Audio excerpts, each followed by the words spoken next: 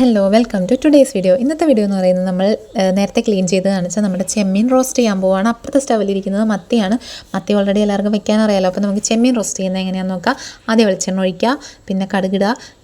ചിലർ കറി വെച്ച് കഴിഞ്ഞിട്ട് കടുക് തളിക്കുന്ന ആളുകളുണ്ട് കേട്ടോ. നമ്മൾ കടുകിട്ടാണ് സ്റ്റാർട്ട് ചെയ്യുന്നത്. കടുകിടുക, കടുക് പൊട്ടി വരുമ്പോൾ നമുക്ക് ഉലുവയിടാം.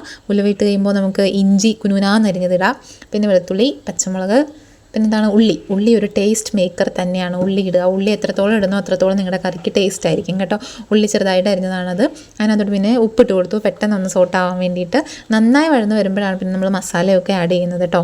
അപ്പോൾ ഇടയ്ക്കിടയ്ക്ക് ഇളക്കി കൊടുക്കുക, അടി പിടിക്കാതെ നോക്കുക. 2 കുടംപുളീൻ്റെ പീസ് ഞാൻ ഇട്ട് കൊടുക്കുന്നുണ്ട്. നിങ്ങളുടെ തക്കാളിക്ക് അധികം പുളിയുള്ളതാണെങ്കിൽ ഒരു പീസ് പുളി ഇട്ടാൽ മതി. കറിവേപ്പില അതിനിടയിൽ ഇട്ടു കേട്ടോ.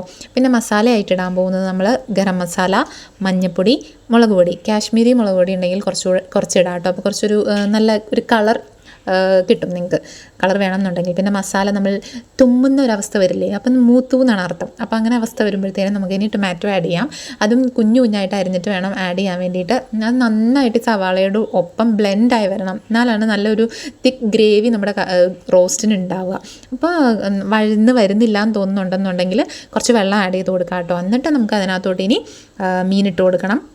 ഓക്കെ, പിന്നെ നമ്മൾ തക്കാളി ഇത് കണ്ടോ കുറച്ചും കൂടെ ആവാനുണ്ട്. അപ്പോൾ ഞാൻ കുറച്ച് വെള്ളം ആഡ് ചെയ്തിട്ട് ഇതുപോലൊരു ഇതിലാവണം. നമ്മൾ സുന്ദരനായ നമ്മുടെ ചെമ്മീനെ നമുക്ക് ആഡ് ചെയ്ത് കൊടുക്കാം. കുറച്ച് ഉപ്പിട്ടു. ഓൾറെഡി നമ്മൾ ഉപ്പിട്ടിട്ടുണ്ട് മസാലയ്ക്ക്. അപ്പോൾ അതനുസരിച്ച് വേണം നിങ്ങൾ ബാക്കിയുള്ളതിന് ഉപ്പിടാൻ വേണ്ടിയിട്ട് ശ്രദ്ധിച്ചിടണം. ഉപ്പ് കുറഞ്ഞു പോയാൽ നമുക്ക് ആഡ് ചെയ്യാം, കൂടിപ്പോയാൽ ഭയങ്കര ബുദ്ധിമുട്ടാണ്. പിന്നെ ഇത് തേങ്ങ അരച്ചതാണ്. കുറച്ച് നിങ്ങളുടെ ചെമ്മീൻ എന്തോരമാണോ ഉള്ളത് അതനുസരിച്ചുള്ള തേങ്ങ അരച്ചെടുക്കുക, കുറച്ച് വെള്ളം ചേർത്ത്. എന്നിട്ട് അതിനകത്തോട്ട് കണ്ടോ നമ്മുടെ ഗ്രേവി നല്ല ഭംഗിയില്ലേ കാണാൻ.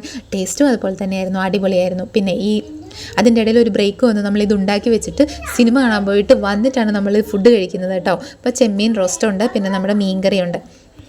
പിന്നെ എൻ്റെ ചാനൽ സബ്സ്ക്രൈബ് ചെയ്യാൻ മറക്കല്ലേ.